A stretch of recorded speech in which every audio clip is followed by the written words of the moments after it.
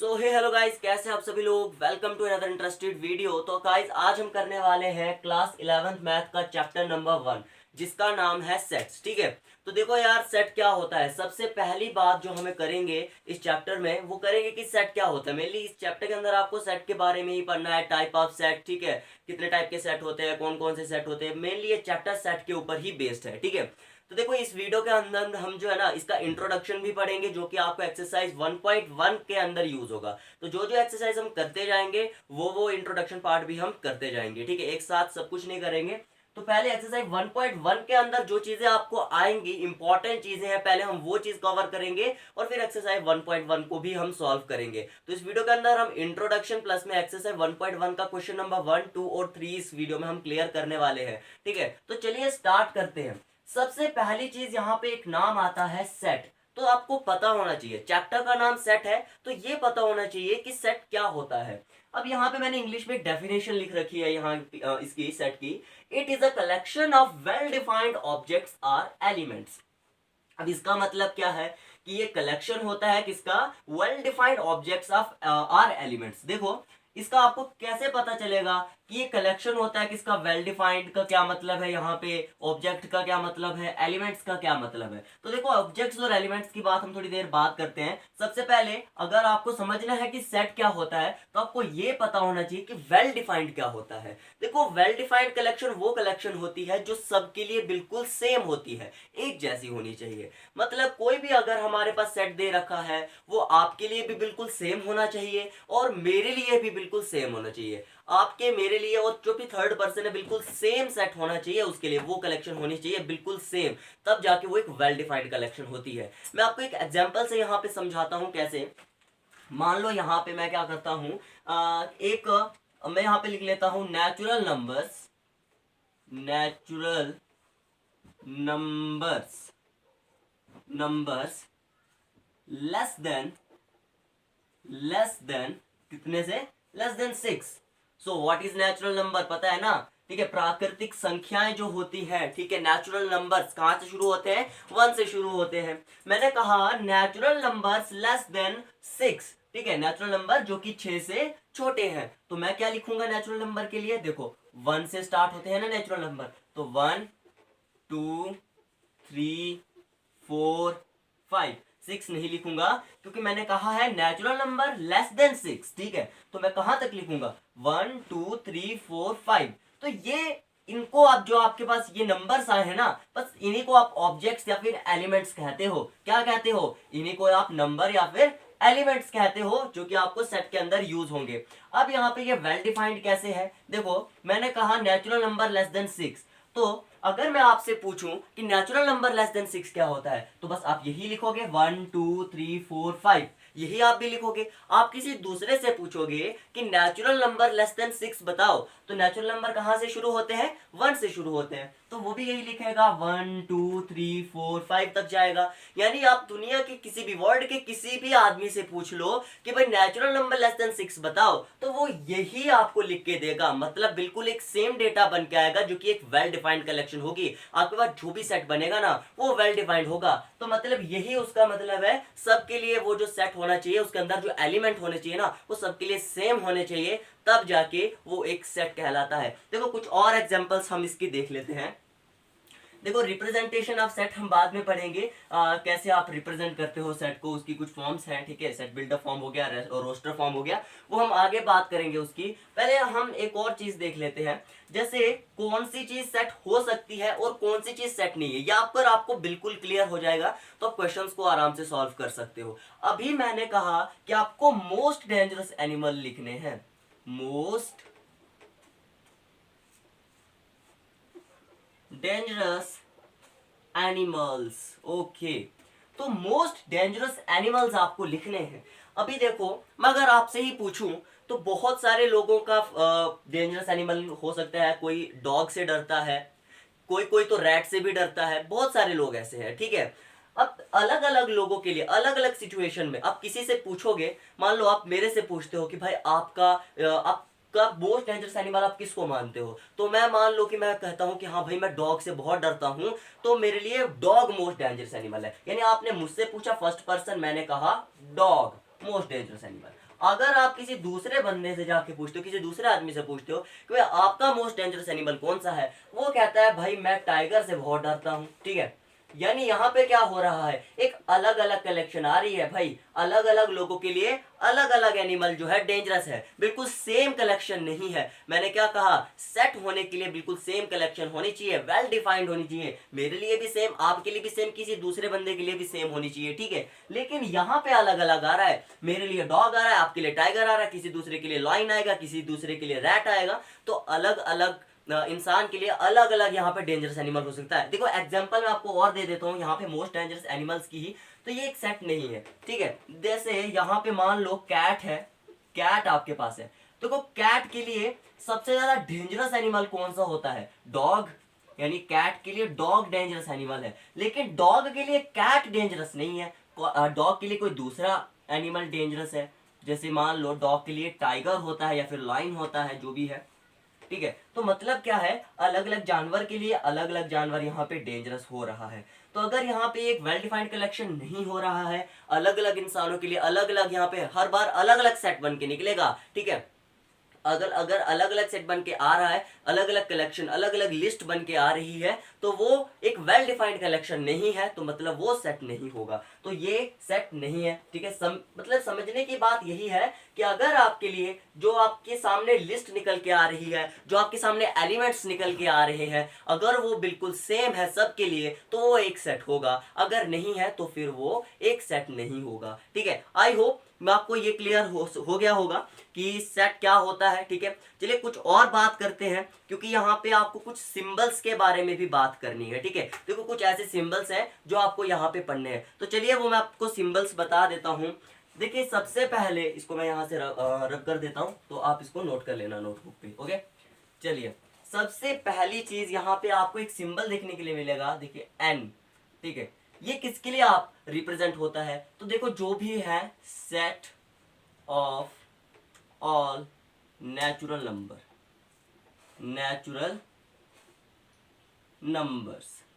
तो जितने भी नेचुरल नंबर का सेट होगा उसको आप एन से रिप्रेजेंट करेंगे, ठीक है। इसके अलावा जेड जो है वो किसके लिए यूज होगा, सारे के सारे इंटीजर्स के लिए यूज होगा, यानी जितने भी इंटीजर्स हैं उनके सेट के लिए आप जेड यूज करेंगे। उसके अलावा क्यू, देखो क्यू किसके लिए यूज होगा, क्यू आपका यूज होगा the set of all rational numbers, जितने भी रैशनल नंबर्स हैं उनका जो सेट होगा उसके लिए आप क्यू का यूज करोगे। उसी तरीके से आर है, देखो आर क्या होगा, set of all real number, जितने भी रियल नंबर है उनके अगर सेट है ना उसको आप आर से रिप्रेजेंट करोगे, ओके। अब देखो इसके अंदर कुछ और चीजें भी हैं, जैसे मैंने आपको बताया, आपको पता लग गया। देखो इसके अंदर कुछ और सेम है, यहाँ पे आप कंफ्यूज हो सकते हो। एक और सिंबल है जेड स्टार, भाई अभी आपने बताया जेड, जेड क्या होता था, सारे के सारे इंटीजर्स जो है उनका सेट जेड, लेकिन ये जेड स्टार क्या चीज है, ठीक है। देखो ध्यान से समझना, जेड स्टार है सिर्फ पॉजिटिव इंटीजर्स, क्या है, सिर्फ पॉजिटिव इंटीजर्स अगर आपके पास दिए होंगे, यानी एक सेट है जिसके अंदर सिर्फ और सिर्फ पॉजिटिव इंटीजर्स है ना, वहां पे आप जेड स्टार का यूज करोगे, किसका यूज करोगे, जेड स्टार का यूज करोगे। देखो आपको पता है जो इंटीजर्स होते हैं वो क्या होता है, व्हाट इज इंटीजर्स, ठीक है। इंटीजर्स जो होते हैं वो पॉजिटिव भी हो सकते हैं, नेगेटिव भी हो सकते हैं, और जीरो भी एक इंटीजर है। तो मतलब जब सिर्फ और सिर्फ जेड डैश जो ये जेड स्टार है इसका यूज कब करोगे, जब सिर्फ और सिर्फ पॉजिटिव इंटीजर्स की बात की हो, ठीक है, तब। उसके अलावा यहाँ पे क्यू है, क्यू स्टार भी आता है, भाई मैंने अभी आपको बताया था क्यू किसके लिए, रैशनल नंबर्स के लिए बताया था। अब क्यू स्टार का क्या मतलब होगा, क्यू स्टार अब तब यूज करोगे जब सिर्फ और सिर्फ पॉजिटिव रैशनल नंबर की बात की होगी, ठीक है। जब सिर्फ और सिर्फ क्यू है यानी स्टार नहीं है तो सारे के सारे रैशनल नंबर आ जाएंगे उसके अंदर, लेकिन अगर स्टार दे रखा है उसका मतलब क्या है, अगर स्टार दे रखा है ना आपके पास तो फिर हो गया सिर्फ और सिर्फ पॉजिटिव वाले रेशनल नंबर्स, क्लियर, ओके। एक और सिंबल आ जाता है और ये है R star, okay, R star, देखो इसके ऊपर ऐसे स्टार जैसा सिंबल बना होगा, ठीक है। ये किसके लिए होगा, सिर्फ आर, सिंपल आर, उसके ऊपर स्टार नहीं है, वो मैंने बताया था set of all real numbers के लिए, सारे के सारे रियल नंबर का जो सेट होगा उसको आप आर से रिप्रेजेंट करोगे। लेकिन अगर आर स्टार आ गया ना, आर के ऊपर स्टार आ गया ना, फिर उसका क्या मतलब है, उसका मतलब होगा कि सिर्फ और सिर्फ पॉजिटिव वाले रियल नंबर्स ही आपको लेने हैं, ठीक, चलिए ये भी आपको बिल्कुल क्लियर हो गया कि क्या होते हैं आपके पास ये कौन कौन से सिंबल्स हैं जो कि आपको यहाँ पे यूज करने होंगे। ओके, चलिए सबसे पहले अब यहाँ पे आपको टू फॉर्म्स है जो कि मेनली आपको पढ़नी है इस चैप्टर के अंदर। पहली फॉर्म है रोस्टर फॉर्म, ठीक है, रोस्टर फॉर्म, रोस्टर फॉर्म। देखो रोस्टर फॉर्म कौन सी फॉर्म होती है, क्योंकि दो फॉर्म आपको यहाँ पे पढ़नी है, एक तो आपको रोस्टर फॉर्म पढ़नी है और दूसरी आपको सेट बिल्डर फॉर्म पढ़नी है। ठीक है, पहले रोस्टर फॉर्म के बारे में बात करते हैं कि रोस्टर फॉर्म क्या होती है। देखो रोस्टर फॉर्म के अंदर आपके जो एलिमेंट्स होते हैं ना वो लिस्टेड होते हैं, एक टेबुलर फॉर्म में आप उनको लिखते हो और उनको आप किन से अलग करते हो, कॉमास की मदद से आप उनको अलग करते हो, और ब्रेसेस, ब्रेसेस क्या हुआ, ब्रैकेट जो आपकी होती है उनसे आप बंद करते हो उनको। लेकिन यहाँ पे कोई नॉर्मल ब्रैकेट नहीं, यहाँ पे आपके करली ब्रैकेट आपको लगानी है। करली ब्रैकेट का यूज होता है कैसे, मान लीजिए मैं यहाँ पे लिखता हूँ नेचुरल नंबर, वही एग्जांपल मैं लूंगा, ठीक है, नेचुरल नंबर्स लेस देन 6, और इसको आपको रोस्टर फॉर्म में लिखना है। तो रोस्टर फॉर्म में आप कैसे लिखोगे, मान लीजिए इस सेट का नाम मैं दे देता हूं ए, ठीक है, सेट की ही फॉर्म्स हैं, ठीक है, ये सेट पढ़ रहे हैं तो सेट की फॉर्म होती है दो, roster form and set builder form, ठीक है, ये सेट, ये रोस्टर फॉर्म है। तो मान लीजिए सेट का नाम ए है, तो आप ये वाली करली ब्रैकेट यहां पे लगाओगे। अब नेचुरल नंबर लेस देन 6 है तो रिक्वायर्ड एलिमेंट्स क्या होंगे, रिक्वायर्ड हमारे पास जो एलिमेंट्स निकल के आएंगे वो क्या होंगे, देखो 6 से कम नेचुरल नंबर बोलेंगे, नेचुरल नंबर कहां से शुरू होते हैं, 1 से, सो 1 2 3 4 एंड 5, ये एलिमेंट्स है हमारे पास, और इन्हीं को आपको बस इन ब्रैकेट्स के अंदर लिखना है, इस टेबल के अंदर लिखना है, और आपको इनको कॉमास के साथ सेपरेट कर देना है। ठीक है, जैसे यहाँ पे आ गया 1, ये आ गया 2, ये आ गया 3, ये आ गया 4 और ये आ गया 5, और इस तरीके से आप इसको बंद कर देना। जी हाँ, यही आपकी रोस्टर फॉर्म है, बिल्कुल हलवा, ठीक है, यही आपकी रोस्टर फॉर्म है, इतनी सिंपल है बस। और क्या है इसके अंदर, बस यही था। क्या होता है रोस्टर फॉर्म, मैंने अभी बताया रोस्टर फॉर्म क्या होता है, इसके अंदर जो एलिमेंट्स होते हैं वो लिस्टेड होते हैं, उनको आप टेबल के अंदर लिखते हो और उनको आप सेपरेट करते हो कॉमास की मदद से। किसकी मदद से, कॉमास की मदद से उनको आप सेपरेट लिखते हो और ब्रेसेस बंद कर देते हो। कौन सी ब्रेसेस, आपको लगानी है करली ब्रेसेस। ठीक, यहां तक क्लियर है। अभी बात करते हैं सेट बिल्डर फॉर्म के बारे में। देखो यही असली है, यानी एक्सरसाइज 1.1 बिल्कुल हलवा है। आपको क्या आएगा उसके अंदर, बस आपको यही चीजें पूछी जाएंगी। आपको सेट बिल्डर से रोस्टर फॉर्म बनाना है और रोस्टर फॉर्म से सेट बिल्डर फॉर्म बनाना है, बस यही चीजें आपको आएंगी। मान लीजिए मैं आपको कुछ सेट बिल्डर फॉर्म बता रहा हूं, सेट बिल्डर फॉर्म में आप कैसे लिखोगे, सेट बिल्डर फॉर्म। ठीक, चलिए सेट बिल्डर फॉर्म आपको क्या करना है, देखो यहाँ पे ये रोस्टर फॉर्म है और इस रोस्टर फॉर्म को आपको सेट बिल्डर फॉर्म में कन्वर्ट करना है। तो यहीं से आपको पता भी लग जाएगा कि सेट बिल्डर फॉर्म क्या होता है, और आपको आप ये भी सीख जाएंगे कि आपको रोस्टर फॉर्म को सेट बिल्डर फॉर्म में कैसे कन्वर्ट करना है। ठीक है, चलिए अभी सबसे पहले आप कैसे लिखोगे, मान लीजिए इस सेट का नाम मैं ए दे देता हूँ। ओके, बिल्कुल सेट ए ही है, रोस्टर फॉर्म को इसके अंदर आपको कन्वर्ट करना है। सेट ए है आपके पास गिवन है और आपको यहाँ पे दे रखा है 1 2 3 4 5।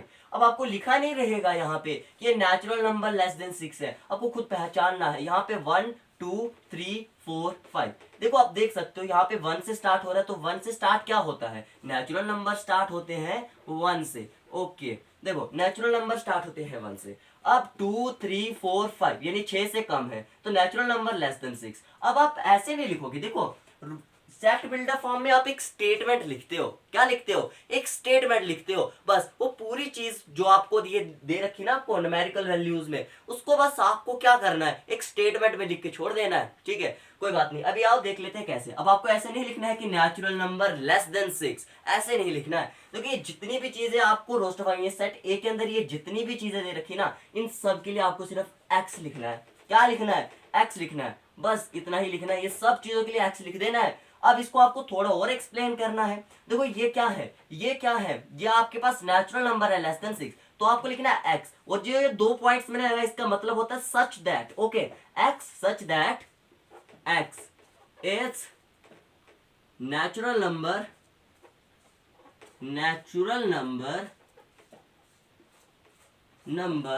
Less than 6। लेस देन 6 और ब्रेसेस आपको बंद कर देनी। देखिए यही है आपकी सेट बिल्डर फॉर्म। बस जो भी आपके पास रोस्टर फॉर्म की फॉर्म में जो दे रखा है उसके अंदर जो भी एलिमेंट्स है उनकी जगह पे आपको एक बार x लिख देना है। तो x सच दैट x, अब ये क्या है, ये नेचुरल नंबर है, किससे, लेस देन 6, तो आपको यहाँ पे लिखना है x such that x is a natural number less than 6। Okay, हो गया आपका, ये आपकी हो गई सेट बिल्डर फॉर्म। अब ये मैं आपको एक और चीज बता देता हूं कि अगर ये तो हुआ रोस्टर फॉर्म से सेट बिल्डर फॉर्म में कन्वर्ट करना, अगर मैं बताऊं अब आपको सेट बिल्डर फॉर्म दे रखा है और सेट बिल्डर फॉर्म से आपको रोस्टर फॉर्म में अगर कन्वर्ट करने के लिए कहा जाए तो आप कैसे करोगे। चलिए सबसे पहले ये भी देख लेते हैं कि आप कैसे रोस्टर फॉर्म से सेट बिल्डर फॉर्म में सेट बिल्डर फॉर्म से रोस्टर फॉर्म में कन्वर्ट करोगे। मान लीजिए आपके पास ये सेट बिल्डर फॉर्म में दे रखा है, एक सेट है a इक्वल्स टू, और इसके अंदर कहा गया है x such that x is an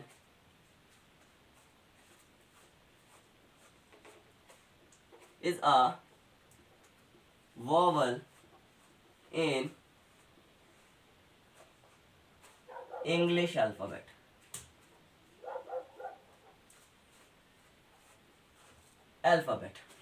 ठीक है, देखो क्या है, आपके पास एक सेट दे रखा है और यहाँ पे है x such that x is a vowel in English alphabet। देखो इंग्लिश अल्फाबेट के अंदर जो वॉवल है, ठीक है, इंग्लिश अल्फाबेट के अंदर वॉवल्स है, वो आपको एक सेट बनाना है। ठीक है, रोस्टर ये का है सेट बिल्डर फॉर्म में, आपको रोस्टर फॉर्म में कन्वर्ट करना है। तो एक सेट दे रखा है जिसके अंदर एलिमेंट्स क्या है, इंग्लिश अल्फाबेट के जो वॉवल है वो है। ठीक है, अब आपको पता है वॉवल कौन से होते हैं, there are 5 vowels in English alphabet, A, E, I, O and U। So required element हमारे पास जो एलिमेंट्स है वो कौन से हैं, A, E, I, O and U। ठीक है, A, E, I, O, U, इसको आपको रोस्टर फॉर्म में कन्वर्ट करना है, रोस्टर फॉर्म। ठीक है, देखो कैसे कन्वर्ट करोगे आप इसको रोस्टर फॉर्म के अंदर। सबसे पहले यहां पे लिखा गया है x such that x is a vowel in English alphabet। English alphabet के अंदर जो वॉवल्स हैं तो कौन से होते हैं, देखो इसी तरीके से सेट का नाम a दे रखा है, so a equals to curly bracket start, और कौन से वॉवल्स होते हैं, बस यही तो होते हैं, यही तो एलिमेंट्स आएंगे, a, e, i, o, u। तो यहां पे आप लिखोगे a, e, i, o and u, और इस तरीके से आप बाहर से ब्रैकेट बंद कर दोगे। बस यही है आपकी रोस्टर फॉर्म और यही है आपकी सेट बिल्डर फॉर्म। ठीक है, आई होप आपको समझ में आ गया रोस्टर फॉर्म क्या होता है एंड सेट बिल्डर फॉर्म क्या होता है। चलिए थोड़ी और बातें कर लेते हैं जो कि आपको एक्सरसाइज 1.1 में काम आएगी। देखो बस एक ही चीज आपको बची है जो कि आपको ध्यान रखना है, उसके अलावा अब आपने लगभग सारा कंप्लीट कर चुके हो जो कि आपको एक्सरसाइज 1.1 करने में आपकी मदद करेगा। चलिए पहली बात करते हैं, भाई यहाँ पे मैं एक सिंबल बना रहा हूँ, भाई अब ये क्या नई बला आ गई। ठीक है, ये किस तरीके, भाई ये चपटा ई क्यों बना दिया आपने, नहीं ये ई चपटा ई नहीं है, ये एक सिंबल है, ग्रीक लैंग्वेज से ये सिंबल ले रखा है इन्होंने। ठीक है, और इसका मतलब है belongs to, belongs to, belongs to. अब देखो आपको पता है बिलोंग क्या होता है, किसी चीज से ताल्लुक रखना, बस ये वही चीज है। ये सिंबल का मतलब है किसी चीज से ताल्लुक रखना। ठीक है, और एक और सिंबल ही इसके अंदर आपको देखने के लिए मिलेगा बिल्कुल इसी की तरह, और इसको आपको कट कर देना है और इसका मतलब होगा नॉट बिलोंग्स टू। अब इसका क्या मतलब है, भाई ये जो कट कर दिया नॉट बिलोंग्स टू यानी ताल्लुक नहीं रखता है, तो इसका मतलब है ताल्लुक रखता है और इसका मतलब है ताल्लुक नहीं रखता है। अब ये ताल्लुक रखता है ताल्लुक नहीं रखता है, ये क्या लोचा है। चलिए एग्जांपल से देखते हैं हम इसको। ओके चलो देखो कैसे आपको पहचानना है, ये इनका यूज कैसे होगा वो मैं आपको बता देता हूँ। मान लीजिए आपके पास एक सेट दे रखा है A और इसके अंदर के एलिमेंट्स हैं 1 2 3 4 एंड 5, ये एलिमेंट्स है। और अब आपसे क्वेश्चन पूछ लिया जाएगा कि बोलिए क्या 5 इस सेट A से बिलोंग करता है। बस वही सिंबल का यूज आपको करना है यहाँ पे। हाँ, अगर ये 5 इस सेट के अंदर आपको दिखेगा तो आपको इस वाले सिंबल का यूज करना है, मतलब बिलोंग करता है, और अगर नहीं है तो इस सिंबल का यूज करना है कि बिलोंग नहीं करता है। अब आप ढूंढो भाई, मैंने पूछा है 5, क्या इस सेट के अंदर कहीं 5 है? जी हाँ, यहाँ आपको दिख रहा है ना, तो मतलब कौन से सिंबल का यूज है? इस सिंबल का यूज है। बस इतना सिंपल है इन सिंबल्स का यूज। अब मान लो जैसे मैं यहाँ पे लिखता हूँ, क्या 10 इस सेट ए से बिलोंग करता है? भाई कहीं दिख रहा है आपको 10? नहीं दिख रहा है ना, तो ठीक है, अगर नहीं दिख रहा है तो फिर ये वाला यानी not belongs to 10 not belongs to set A, यानी जो ये 10 है ये इस सेट ए से बिलोंग नहीं करता है। बस इसी टाइप के क्वेश्चन आपको इन सिंबल्स पे पूछे जाएंगे, ठीक है। आई होप यार आपको बिल्कुल क्लियर है, और इतनी ही आपको इंट्रोडक्शन पढ़नी थी एक्सरसाइज 1.1 को सॉल्व करने के लिए। सो चलिए अब हम शुरू करते हैं इसका एक्सरसाइज 1.1 और क्वेश्चन नंबर 1। देखो क्वेश्चन नंबर 1 इसका बहुत ही ज्यादा हलवा है यार, बहुत ही ज्यादा। देखो क्वेश्चन नंबर 1 में आपको अपनी स्क्रीन पे दिख रहा होगा क्वेश्चन, आप देख लो यहाँ से, ठीक है। देखिए इसका जो क्वेश्चन नंबर 1 है ना, उसमें आपसे कहा गया है which of the following are sets, justify your answer. देखो यहाँ पे कहा गया है, कुछ पार्ट्स दे रखे हैं, आपको दिख रहे होंगे, और आपको बताना है कि इनमें से कौन कौन से सेट्स हैं, ठीक है। देखो सबसे पहले यहाँ पे है the collection of all months of a year beginning with the letter J, ठीक है। देखो यहाँ पे क्या कहा गया है, आपको एक साल बिगिनिंग ऑफ, क्या बोला गया, एक साल के महीनों के आपको एक कलेक्शन बनानी है जो कि जे लेटर से शुरू होते हैं। अब इसका क्या मतलब है, मतलब एक ईयर है, उसके आपको वो मंथ्स लेने हैं जो कि जिनका जो फर्स्ट लेटर है वो जे आता है, जे लेटर से बिगिन करते हैं वो। अब ऐसे कौन से मंथ्स हैं? सिर्फ 3 ही मंथ है, जनवरी, जून एंड जुलाई, ठीक है। ये सिर्फ 3 मंथ्स है जो कि जे लेटर से शुरू होते हैं। मैं आपसे पूछूंगा क्या ये एक सेट है? अगर आपने इंट्रोडक्शन वाला पार्ट अच्छे से देखा है ना, ध्यान से सुना है ना, तो आपको पता होना चाहिए ये एक सेट है या फिर नहीं है। मैं कहता हूं ये बिल्कुल, हाँ ये एक सेट है, पर क्यों एक सेट है, चलो वो मैं आपको बता देता हूं, ठीक है। इसने कहा गया है जस्टिफाई भी करना है आंसर को, ओके। आपको बता देता हूं कि ये एक सेट क्यों है। देखो ये बिल्कुल एक वेल डिफाइंड कलेक्शन है। कैसे? अब मैथमेटिक्स में ये क्वेश्चन आया, मैंने पढ़ा भाई the collection of all month of a year beginning with the letter J, तो मुझे फट से पता लग गया कि 3 ही तो मंथ है, जनवरी, जून एंड जुलाई, ये 3 ही तो मंथ है जो जे से शुरू होते हैं।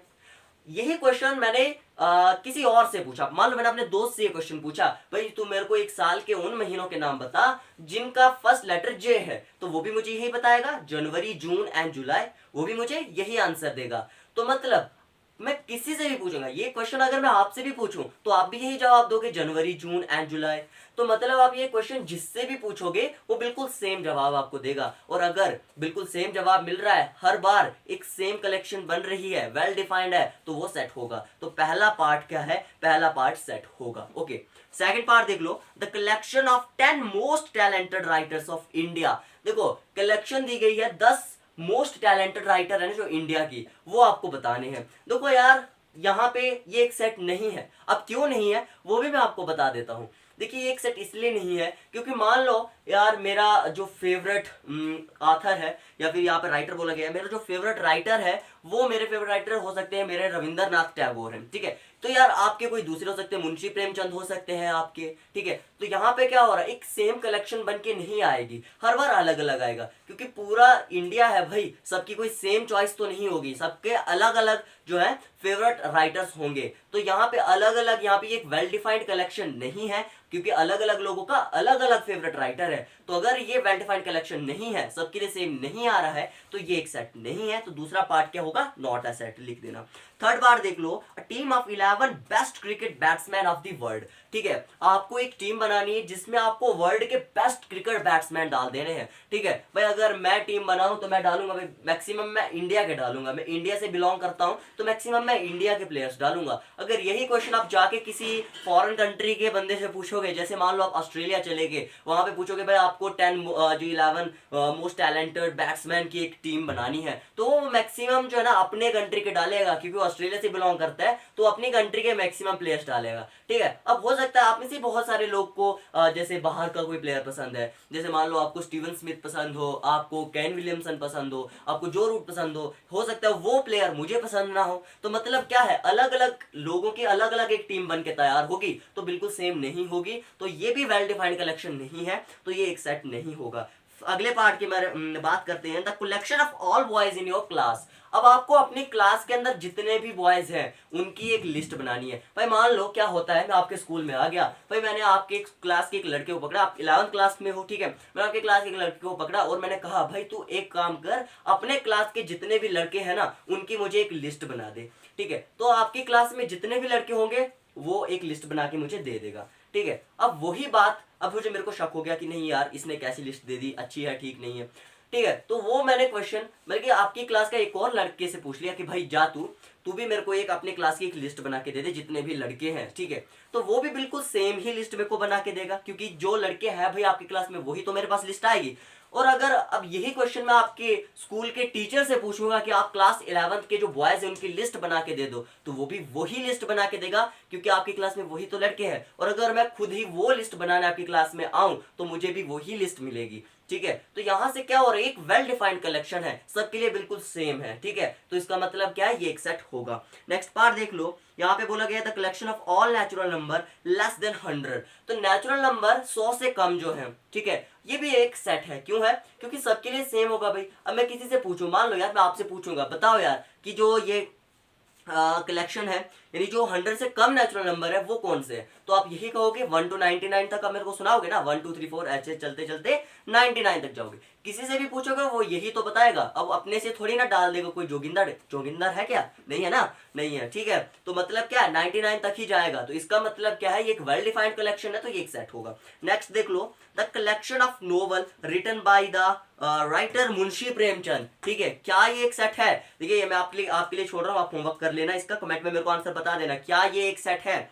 अगला पार्ट देख लो, the collection of all even integers. देखो जितने भी इवन इंटीजर्स हैं उनकी आपको एक कलेक्शन बनानी है। देखो जो इवन इंटीजर्स हैं सिर्फ इवन वाले लेने हैं आपको, ठीक है। इंटीजर्स तो 1 2 3 4 या माइनस नेगेटिव में भी होते हैं, 0 भी एक इंटीजर है, आपको इवन वाले बनाने। तो कहां से शुरू होंगे, 2, ठीक है, आ गया 2 आ गया, 4 आ गया, ठीक है, 2 आ गया, 4 आ गया, 6 आ गया, 8 आ गया, 10 आ गया, 12 आ गया, डैश डैश डैश आपको लगा देना है, ठीक है। इनफाइनाइट है यार, ये इनफाइनाइट है, कभी खत्म नहीं होंगे, तो पूरा थोड़ी लिखोगे, डैश डैश लगा के छोड़ दोगे इन्फिनिटी तक।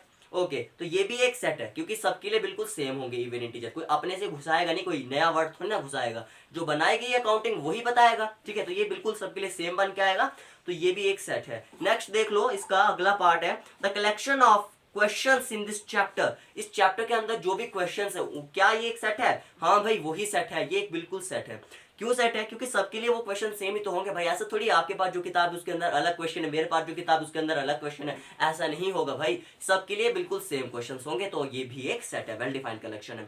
अभी यहाँ पे लास्ट पार्ट देख लो, the collection of most dangerous animal of the world. और ये आपको एग्जाम्पल में इंट्रोडक्शन वाले जब इंट्रोडक्शन दे रहा था तभी मैंने ये पार्ट करवा दिया था। तो ये आपका क्वेश्चन नंबर यहीं पे 1 समाप्त होता है, खत्म होता है। सेकंड क्वेश्चन देख लो, यहाँ पे बोला गया है लेट ए, ठीक है, देखो आप स्क्रीन पे देख लो क्वेश्चन नंबर 2। यहाँ पे क्या बोला है, लेट ए इक्वल्स टू, यहाँ पे एक सेट दे रखा है जिसके अंदर एलिमेंट्स हैं 1 2 3 4 5 6, ठीक है। चलो मैं बना लेता हूँ, यहाँ पे एक सेट है, ठीक है। क्वेश्चन नंबर 2 देख लो, क्वेश्चन नंबर 2 ये एक सेट है जिसके अंदर एलिमेंट्स क्या दे रखे हैं, 1 to 6 काउंटिंग है, ओके। चलो 1 2 3 4 5 6 ये काउंटिंग है। फर्स्ट पार्ट में मेरे से पूछा गया है क्या 5 जो है वो सेट ए से बिलोंग करता है, मैंने बताया था ना आपको, बिल्कुल वही क्वेश्चन है। देख लो भैया सेट आपके पास दे रखा है, देख लो कि यहाँ पे 5 आपको कहीं नजर आ रहा है, जी हाँ मेरे को 5 नजर आ रहा है, तो बिलोंग करता है। अप्रोप्रिएट सिंबल आपको क्वेश्चन में बताया गया है ना, तो हाँ बिलोंग करता है इससे, ठीक है। सेकंड पार्ट में पूछा है, सेकंड पार्ट में हमसे पूछा गया है क्या 8 बिलोंग करता है। देख लो आप आराम से इस सेट को देखो, क्या 8 बिलोंग कर रहा है, नहीं कर रहा है ना, तो कौन सा सिंबल लगाओगे, ये 8 है, कौन सा सिंबल लगाओगे, ये वाला सिंबल, ठीक है। नहीं बिलोंग कर रहा है, आपको सेट ही तो देखना है, आपके पास सेट गिवन दे रखा है, सेट देख लो भाई, अगर बिलोंग करता है तो ये सिंबल, नहीं करता है तो ये सिंबल। ये क्या लिख दिया भाई मैंने, 8 और ये है, तो ये वाला सिंबल लगा देना है, ओके। चलो थर्ड बार देख लो, इसका थर्ड में 0 कह रहा है, 0 कहीं है, देख लो 0 कहीं आपको दिख रहा है, नहीं 1 से ही तो स्टार्ट है भाई, 0 कहाँ है, तो मतलब क्या है 0 भी बिलोंग नहीं करता है सेट ए से। फोर्थ पार्ट देख लो, फोर्थ पार्ट में हमसे क्या कह रहा है, फोर्थ पार्ट में बोल रहा है क्या 4 जो है सेट ए से बिलोंग करता है, हाँ भाई करता है, देख लो ये आ गया 4 यहाँ पे सेट के अंदर गिवन है, ओके। नेक्स्ट पार्ट देख लो, क्या 2 बिलोंग करता है, 2 डैश ए, क्या 2 सेट ए से बिलोंग कर रहा है, जी हाँ कर रहा है, ये तो रहा, तो आ गया बिलोंग, ठीक है। अब नेक्स्ट देख लो 10। 10 क्या इस सेट से बिलोंग कर रहा है? कर रहा है क्या?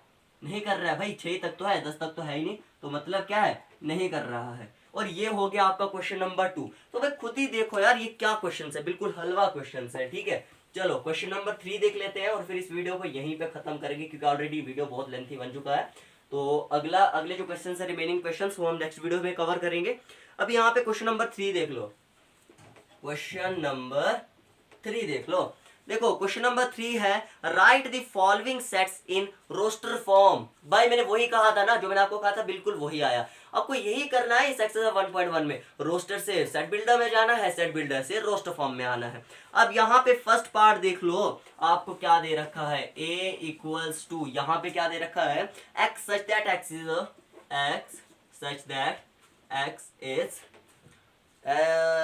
is an integer,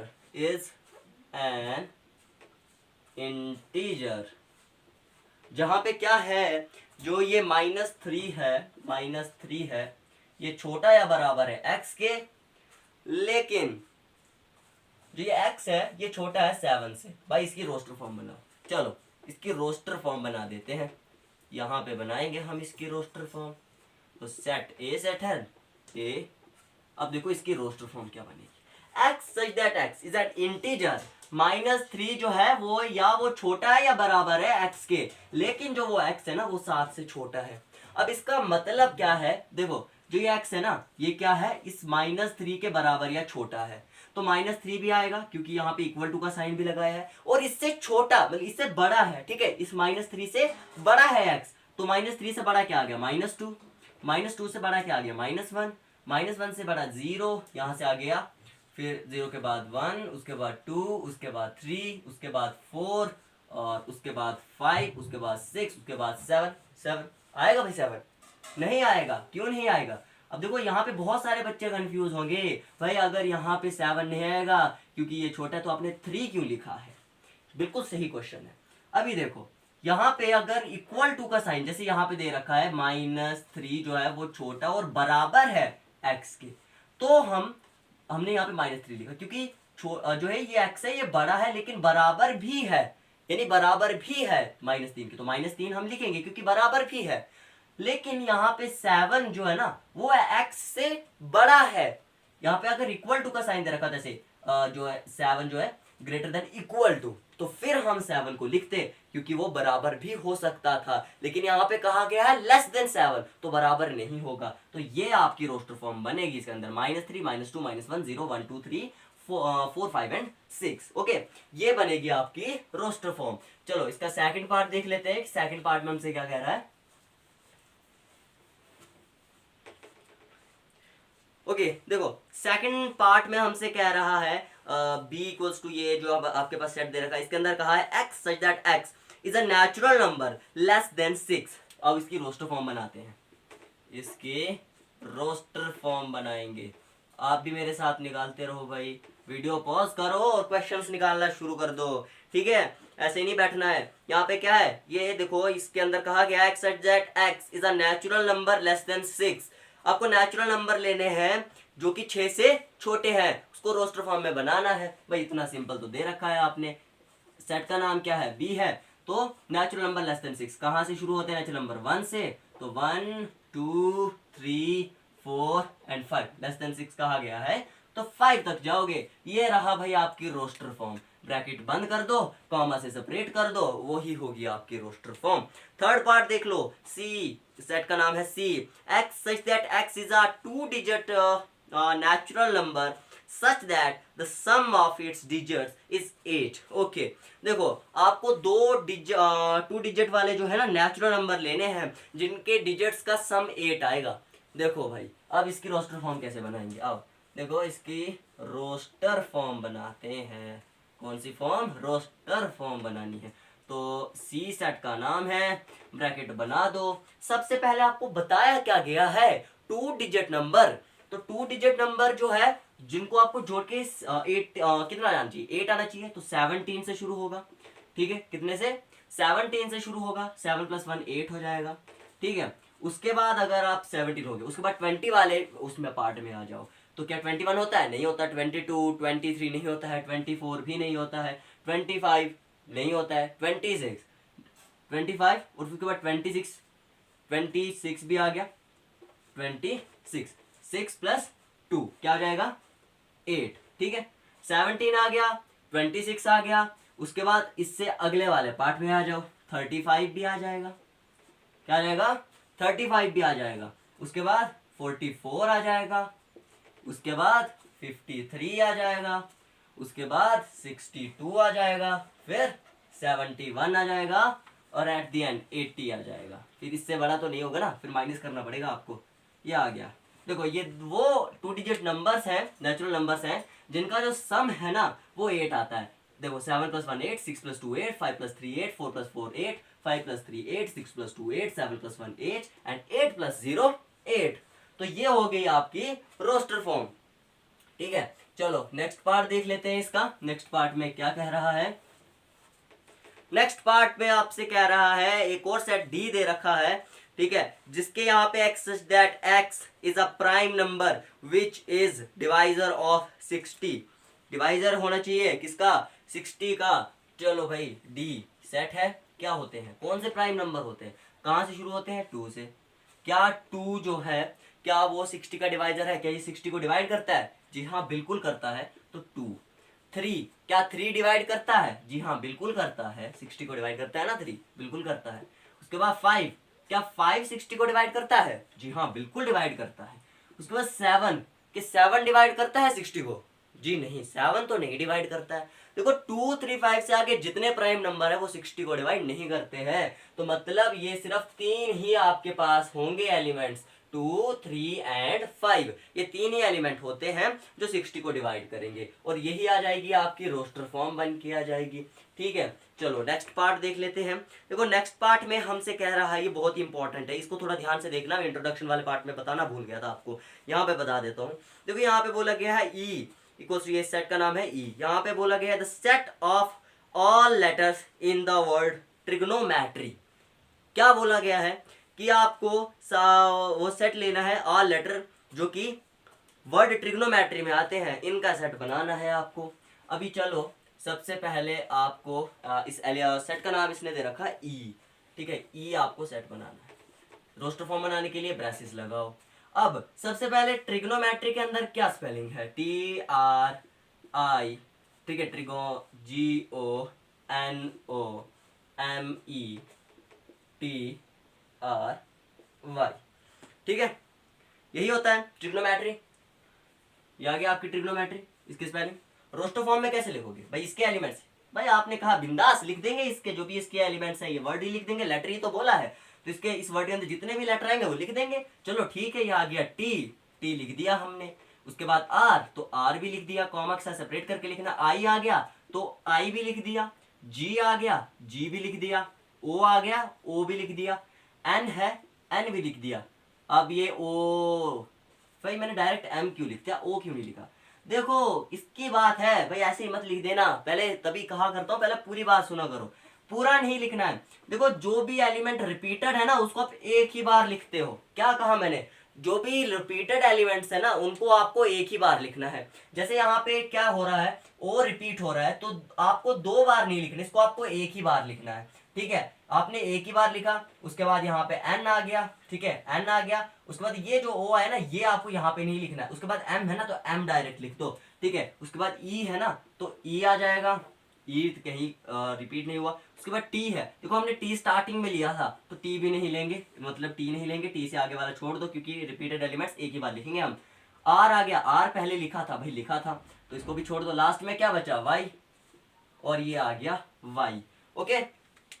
चलिए तो ये देखो ये आ गया आपकी रोस्टर फॉर्म हमने बना दी। अब मेन चीज क्या आपको सीखने के लिए मिली, एक और नई चीज जो कि आपको इंट्रोडक्शन वाले पार्ट में बताना भूल गया मैं, बट यहाँ पे बता दी मैंने आपको कि जो भी रिपीटेड एलिमेंट्स होते हैं उनको आप सिर्फ एक बार लिखते हो। कितनी बार लिखते हो, एक बार, यानी जो अगर आपके पास 2 एलिमेंट्स रिपीटेड है उनको आप एक ही बार लिखोगे सेट के अंदर। नेक्स्ट पार्ट है इसका लास्ट पार्ट, देखो एफ इस सेट का नाम है, the set of all letters in the word better, BETTER, बिल्कुल इसी की तरह। चलो करवा देता हूँ, एफ सेट है बेटर, BETTER, बी आ रहा है, बी लिख दो कॉमा, ई आ रहा है, ई भी लिख दो कॉमा, यहाँ पे टी भी लिख दो कॉमा, फिर से टी आ रहा है। रिपीटेड एलिमेंट्स को क्या करना है, एक बार लिखना है, छोड़ दो, एक बार लिख दिया हमने। उसके बाद ई फिर से लिखना है क्या, नहीं भाई स्टार्टिंग में लिख तो दिया। अब आर रिपीटेड एलिमेंट्स को एक ही बार लिखना है। ये आ गया और ये बन गई आपकी रोस्टर फॉर्म। तो क्वेश्चन नंबर 3 भी आपका हुआ कंप्लीट। देखो क्वेश्चन नंबर 4 हम अगली वीडियो से स्टार्ट करेंगे, लेकिन फिर भी मैं आपको बता देता हूँ। देखो क्वेश्चन नंबर 4 में क्या कहा है इसने, right the following sets in the set builder form. देखो जैसे हमने क्वेश्चन नंबर 3 में किया, सेट बिल्डर फॉर्म से हमने रोस्टर में कन्वर्ट किया। अब आपको रोस्टर फॉर्म दे रखी होगी और रोस्टर से आपको सेट बिल्डर फॉर्म में जाना है। ठीक है, तो इस वीडियो में इतना ही। अगर आपको वीडियो अच्छा लगा है तो प्लीज यार इस वीडियो को लाइक कर दो, साथ में हमारे चैनल को सब्सक्राइब कर दो अगर आप नए हो चैनल पे, ताकि यार साथ में बेल आइकन भी प्रेस कर देना, ताकि फ्यूचर में मैं जो भी वीडियोस अपलोड करूं उनकी नोटिफिकेशन आपको सबसे पहले मिले। तो मिलते हैं अगली वीडियो में, तब तक के लिए गुड बाय, थैंक्स फॉर